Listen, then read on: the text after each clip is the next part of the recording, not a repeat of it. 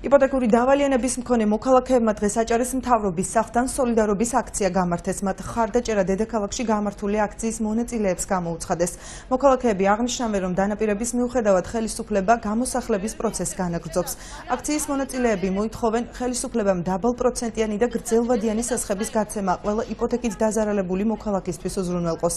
აქციაზე იმყოფებოდა უფლებადამცველი თამაზ ბაკურიძეც. აქციის მონაწილეთა პრეტენზიებს დღესვე აჭარის მთავრობაში გამოეხმაურნენ. შევიკრიფეთ იმისთვის, რომ დაგვეხმაროთ გრძელვადიან სასხებს ვითხოვთ. ჩვენ არ გვინდა არც შუქება, არავის ჩვენ ვითხოვთ, იმიტომ რომ დაგვეხმაროთ ამ გაჭირვებულ ხალხს. ჩვენ გადავიხდით.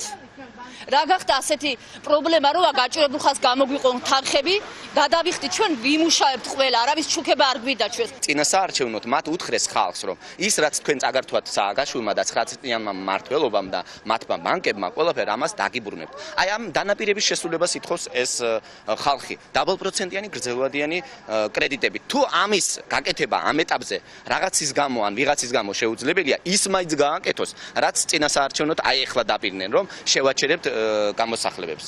კონკრეტულ შემთხვევას აქვს მნიშვნელობა, ღებულობთ განაცხადოთ, რეკავთ, ვერ ყვევით სიტუაციაში და შეძლებს დაგვარად ვეხმარებთ.